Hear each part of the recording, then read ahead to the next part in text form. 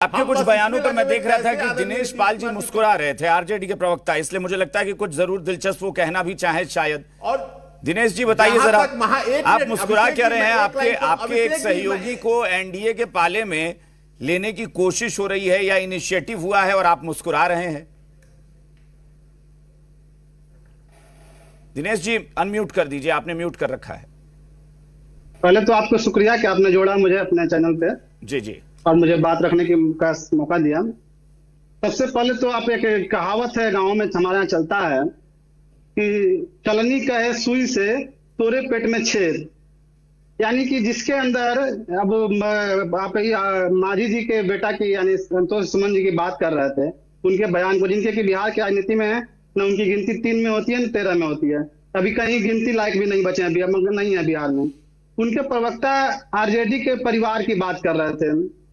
उनके प्रवक्ता को मैं बता दूं कि हम में एक सांसद हैं जो जीतन राम मांझी जी हैं, एक एमएलसी हैं जो उनके बेटा हैं और दोनों केंद्र में और राज्य मंत्री हैं, एक विधायक हैं जो उनके बेटा की मतलब उनकी बहू हैं और संतोष जी की पत्नी हैं, और एक मांझी जी की समधन है, और 5वां दामाद आयोग में दामाद जी चले गए हैं। तो अब हम पार्टी का प्रवक्ता परिवारवाद पे प्रवचन दे, इससे ज्यादा हास्यास्पद क्या हो सकता है? दूसरी बात, अभी जदयू के प्रवक्ता महोदय कह रहे थे कि बिहार का पूरा अति पिछड़ा समाज नीतीश जी के साथ है। अभी हाल ही में जातिगत सर्वेक्षण का आंकड़ा आया है जिसमें 36% अति पिछड़ा आबादी है। 36% वोट जदयू को कभी मिला होता तो नीतीश जी अकेले ही मुख्यमंत्री बनने का दावा करते हैं, लेकिन दुर्भाग्य की बिहार की तीसरी पार्टी है, 42 सीट पर टिके हुए हैं और कह रहे हैं 36% यानी पूरा पिछड़ा उनके साथ है। इससे बड़ा हास्यास्पद क्या हो सकता है? और रही बात आरजेडी के साथ, और एक चीज मैं दुरुस्त कर दूं, 36% आबादी है, वो सारी आबादी वोटर है। 18 साल से ऊपर है। कहां से आप पीएचडी किए हैं जी? आप हमको बताइए कहां से किया है? जो आबादी होती है, एक मिनट मनीष जी दिनेश जी मैंने खुद ऑब्जेक्शन कर दिया, कोई कटु बात नहीं बोलनी है इस तरह की। अब सुन लीजिए पहले। मैं सिर्फ ये कह रहा था कि 36% आबादी है, वो सारे वोटर नहीं। सुन लीजिए, देखिए एक मिनट, जिस रेशियो में आबादी है उसी रेशियो में मतदाता भी होते हैं, थोड़ा बहुत का अंतर होता है, ठीक? आबादी के अनुरूप भी मतदाता ही होते हैं। नहीं, लेकिन वो 36% नहीं होंगे ना, वो ऑब्वियस सी बात है कि 36% पिछड़ा आबादी है। 36% अति पिछड़ा आबादी है बिहार की। हाँ। तो मतदाता भी उसी रेशियो में होंगे। अरे राष्ट्रीय जनता दल को लोकसभा चुनाव के परिणाम में कितना सीट मिला, इस पर बात बीच में मत बोलो, फैक्ट पर बात करिए ना, कहां पर वचन दे रहे हैं आप? बीच में मत बोलो। लोकसभा के चुनाव में एक मिनट मनीष जी एक बार दिनेश जी की बात पूरी हो जाए फिर उसके बाद काउंटर ले लेंगे। हाँ दिनेश जी आप बात पूरी करिए। मनीष जी एक मिनट, दिनेश जी की आवाज दीजिए, दिनेश जी आप अपनी बात करिए, दिनेश जी की आवाज दीजिए। याद है दिनेश जी आते हैं, लोकसभा चुनाव की बात कर रहे हैं, लोकसभा चुनाव की बात कर रहे हैं साहब। पहली बार लोकसभा चुनाव में 2014 में अकेले लड़े थे, मात्र 2 सीट जीत पाए थे, और उसके बाद इनके नेता नैतिक रूप से इस्तीफा दिए और उसी जिस संतोष सुमन की बात उनके पिताजी को मुख्यमंत्री बनाए, और 1 साल भी नहीं हुआ कि उनको हटाना पड़ा और वो पार्टी अलग बनाए और भाजपा में गए। भाजपा ने उनका राज्यपाल बनाने का ऑफर दिया था, वादा किया था और आज तक नहीं बनाया, जो बार बार मांझी जी याद दिलाते रहे। तो हमें मत याद दिलाएं। और जिस लोकसभा की बात कर रहे हैं उसमें भी सबसे अधिक वोट आरजेडी को मिले हैं। और हाँ, अब कह रहे हैं हम संतोष सुमन की बात करेंगे, प्रवक्ता बोल रहे थे कि आरजेडी में मुकेश सहनी को इज्जत नहीं मिलेगी। आप पिछले लोकसभा चुनाव को ध्यान से देखिए, पूरे चुनाव में हमारे नेता आदरणीय तेजस्वी जी ने मुकेश सहनी को पूरा सम्मान दिया, बड़े भाई के सम्मान देते हुए हर प्रचार में साथ ले गया उन्होंने, जहाज से साथ। बता दो संतोष सुमन को कितनी बार मोदी जी या नीतीश जी जहाज में घुमाए, आज तक कितना प्रचार में ले गए हैं। आज भी जब भी प्रेस कॉन्फ्रेंस होता है, जहाँ भी होता है, तो हमारे नेताजी दिनेश जी तो जहाज में घुमाना क्या कोई शौक पूरा कर रहे हैं? आप कह रहे हैं जहाज में कितनी बार घुमाए? नहीं, मेरे कहने का मतलब है, सुन लीजिए पहले, मेरे कहने का मतलब हमारे नेताजी, सुन लीजिए, हमारे नेताजी उनको पहले रखते हैं। मतलब आपका कहना है कि मुकेश सहनी को हमेशा अपने साथ रखते हैं क्योंकि उनको पता है कि मुकेश सहनी उनके बड़े भाई देते हैं। ठीक, नहीं बड़ा सम्मान देते हैं। मैं एक बार आ रहे हैं, एक एक करके सबके पास आ रहे हैं, एक एक करके सबके पास आ रहे हैं। कुछ एक मिनट, मनीष जी कुछ कह रहे हैं, आप ही की बात पर मनीष जी कुछ कहना चाह रहे हैं। नहीं, एक मिनट सुन लीजिए, बोलिए। एनडीए बात कर रही है, जो एनडीए में हर बड़ी मछली छोटी मछली को निगलने के लिए आतुर है। आप याद कीजिए, भाजपा जब जदयू को निगलने लगी तो जदयू छटपटा के नीतीश जी आ गए थे आरजेडी में, और जब हमको जदयू निकल रही थी। ठीक है मनीष जी कुछ कहना चाह रहे हैं और हम की तरफ से भी कोई रिएक्शन है। पहले मनीष जी छोटा रिएक्शन ताकि मैं काउंटर भी। हम के मंत्री ठीक है 1 मिनट मनीष जी की आवाज दीजिए। मनीष सारी डिमांड है, ये सब लोग जानते हैं। मुकेश सहनी दावा करते हैं कि 60 सीटों पर हम चुनाव लड़ेंगे। मुकेश सहनी दावा करते हैं कि हम डिप्टी सीएम बनेंगे। तो भाई ये सारी चीजें जो है वो आरजेडी पूरी कर रही है, और नहीं पूरी करेगी तो मुकेश सहनी को फिर सामने से ऑफर भी आ जाएगा कि आ जाइए इधर। देखिए, अभी मछुआरे और नाव की बात कर रहे हैं भाजपा के प्रवक्ता मुकेश सहनी जी के साथ इन लोगों ने जिस तरह का गद्दारी किया है, उनकी नाव और मछली सब निकल गए, यानी उनके सारे विधायक को लेकर पार्टी को तोड़ने की कोशिश की, कमजोर करने की कोशिश किया।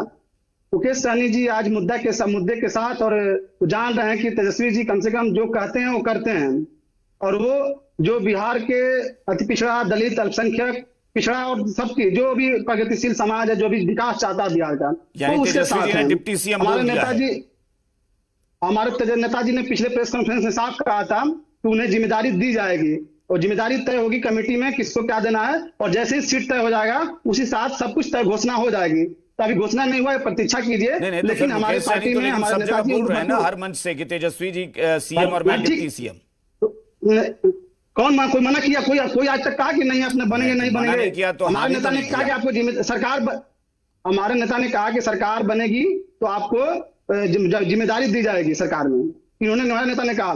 और ये हम के और बोल रहे थे जदयू के, बार बार वोट गिनती कर रहे हैं। अभी इनको सब सोचना चाहिए कि इनकी पार्टी किस स्थिति में है, और कई बार जिस तरह से बीच में उछल कूद कर रहे हैं ना प्रवक्ता उनके, मुझे लग रहा है कि जैसे नीतीश जी का लक्षण इनके ऊपर भी आ गया। तो जैसे वो बार बार पैर छूना, हाथ जोड़ना, कुछ बोल देना करना, जो स्थिति उनकी हुई है वही स्थिति है। अभी स्थिति ये है कि महागठबंधन के साथ बिहार की पूरी जनता खड़ी है, हमारी सरकार बनने जा रही है।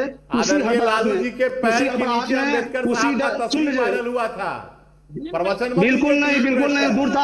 आप मुद्दा मत बनाइए। अभी बिहार सुन लीजिए,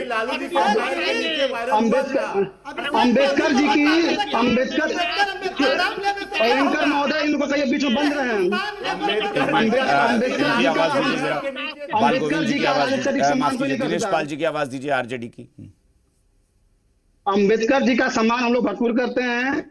बाबा साहेब की प्रतिमा भी लालू जी ने लगवाया, और उसके बाद ही लोग हम ही पूछना चाहते हैं। मैंने जो पूछा उसका जवाब आपने नहीं दिया, आपने बाकी सब बोल दिया। मुकेश सहनी की डिमांड, संतोष सुमन ने कहा कि मुकेश सहनी जो डिमांड कर रहे हैं वो आरजेडी पूरा कर ही नहीं सकती कभी। सुन लीजिए, संतोष सुमन की एनडीए में कुछ नहीं चलती है, इसलिए उनका ऑफर कोई मतलब नहीं है। उनका कोई 3 महीने 13 में गिनती है। पहली बात दूसरी बात की बिहार में 1 महीना में 100 से अधिक हत्या हुई, मुकेश सुमन की मुंह नहीं खुला। 71,000 करोड़ की घोटाला के अनुसार वो मुंह नहीं खोले। कम से कम चिराग पासवान तो ये कहे ना भाई, सवाल तो खड़ा किया कितनी हत्या होंगी। और ये जो एनडीए को बोल रहे हैं कि चट्टानी एकता है, आप याद कीजिए उपेंद्र कुशवाहा जी ने कुछ ही दिन पहले कहा था कि नीतीश जी की अब स्थिति, स्वास्थ्य की स्थिति, मानसिक स्थिति ठीक नहीं है, अपने बेटा को सौंप दें। तो कहीं न कहीं एनडीए में इनकी स्थिति ठीक नहीं है। महागठबंधन एकजुट है और सबको महागठबंधन की सरकार बनने जा रही है, जिसमें मुकेश सहनी को पूरे महत्वपूर्ण जिम्मेदारी मिलेगी। और उसी हड़बड़ाहट में तेजस्वी जी के, नीतीश जी के ट्विटर से कुछ लोग भूजा पार्टी वाले लोग रोज कुछ न कुछ घोषणाएं कर रहे हैं, क्योंकि हड़बड़ाहट में है कि हमारी क्या स्थिति होगी। चाहे जितना भी घोषणाएं कर लें, सबको पता कि जाने वाले हैं और हमारी सरकार आने वाली है, और बिहार का बदलाव होगा, बिहार का विकास। अच्छा, तो मतलब ये दिनेश जी ये एक तरीके से मुकेश सहनी को आगाह कर रहे हैं ये लोग, सारे लोग, कि आरजेडी फिर छुरा भोंकेगी और मुकेश सहनी कुछ नहीं कर पाएंगे। देखिए, जिस मुकेश सहनी के विधायकों को इन लोगों ने निगलने का काम किया, पार्टी तोड़ने की कोशिश की, चिराग पासवान, पशुपति पारस को कैसे तोड़ा, अलग किया, उनके पिताजी की कैसे प्रतिमा को फेंका, सब देखा है। ये लोग कह रहे हैं 60 सीट की चिंता कर रहे हैं, मुकेश सहनी के हमदर्द बने हैं। जिस समय उनको छीना जा रहा था तब कहाँ खड़े थे और कितना सीट देते? हमको तो बताना चाहिए कि उनको कितना सीट एनडीए देगा। डर कहाँ है? सुनिए, अरे बीच में कहाँ टपक रहे हो? 60 सीट का घोषणा काहे नहीं कर रहे हैं? दिनेश जी ये तू तड़ाक की भाषा क्या है? दिनेश जी क्या है, मतलब आप भी तू तड़ाक के आ गए? शब्दों पे जरा लगाम रखिए दिनेश जी। बीच में कूद रहा है दिनेश जी। अरे भाई कूद रहा है, फिर वही बात। दिनेश जी, अगर मान लीजिए कोई आपको बीच में काउंटर कर रहा है तो इतना आपा मत खोइए भाई। आप लोग इस तरीके भूल, आप भी प्रवक्ता वो भी प्रवक्ता, एक रिश्ता तो है ना। टीवी पे प्रदर्शन मत करिए। एक मिनट मनीष जी प्लीज, मनीष जी एक मिनट रुकिए। मनीष जी आप प्लीज, मनीष जी प्लीज, आप दिनेश जी की आवाज दीजिए, मनीष जी प्लीज, मनीष जी। लेकिन दिनेश जी मेरी गुजारिश है, आप लोग पर्सन, मान लीजिए अगर किसी ने आपके किसी शब्द पर काउंटर करना चाहा तो इस पर तू तड़ाक थोड़ी ना करना है। सब तो साथी हैं भाई, आप भी प्रवक्ता वो भी प्रवक्ता किसी पॉलिटिकल पार्टी से। बोलिए। सुन लीजिए पहले, ये जो जैसे बोल रहे थे कर्पूरी जी को जानना है, कर्पूरी जी को याद कर रहे थे, सब पूरा बिहार जानता है कि उन्होंने आखिरी सांस हमारे आदरणीय राष्ट्रीय अध्यक्ष लालू जी के गोद में ली थी उन्होंने। और जब बिहार में आरक्षण लागू हुआ था पिछड़ा के लिए, तब उस समय कौन लोग गाली दिया था अभी सब जानता है। और नीतीश जी उस समय उनके खिलाफ एक आर्टिकल भी लिखे थे। तो ये लोग मत बताएं कि किसको क्या। रही बात आप मुकेश सहनी जी पे डिबेट कर रहे हैं, नीतीश कुमार जी ने कर्पूरी ठाकुर के खिलाफ आर्टिकल लिखा था जी। उसमें जब आरक्षण लागू था उसी आलोचना की थी उन्होंने। ये मुझे तुरंत इस पर भाई मैं नहीं, लेकिन मैं इस पर तुरंत मनीष जी का एक रिएक्शन जरूर लूंगा भाई। मनीष जी क्या दावा कर रहे हैं मनीष जी क्या? नहीं एक मिनट दिनेश जी, आपने बड़ी बात कही है तो भाई ये ऑन एयर जा रहा है तो कम से कम मनीष जी इस पर जवाब तो दें। चुनौती दे रहा हूं, मैं तो पत्र दिखा रहा हूं कि शिवनंदन पासवान जी जो विधानसभा के उपाध्यक्ष थे, जिन्होंने लालू जी को पत्र लिखा कि स्वर्गीय कर्पूरी ठाकुर जी को, ठीक है, लेकिन लेकिन वो छोड़िए, वो तो आपने बता दिया। लेकिन ये भी एक मुझे नई जानकारी मिली है कि नीतीश कुमार ने कौन सा आर्टिकल लिख दिया था कर्पूरी ठाकुर के खिलाफ। राष्ट्रीय जनता दल का मतलब फैलाना। आदरणीय लालू प्रसाद जी नहीं किसी बात को लेकर आलोचना करना है। लेकिन दिनेश जी आपने जो शब्द का प्रयोग किया कि नीतीश कुमार ने कर्पूरी ठाकुर के खिलाफ आर्टिकल लिखा था, मैं चुनौती दे रहा हूं इन्हें। मैं इस चैनल पर बैठकर इन्हें चुनौती दे रहा हूं, आर्टिकल प्रस्तुत करें।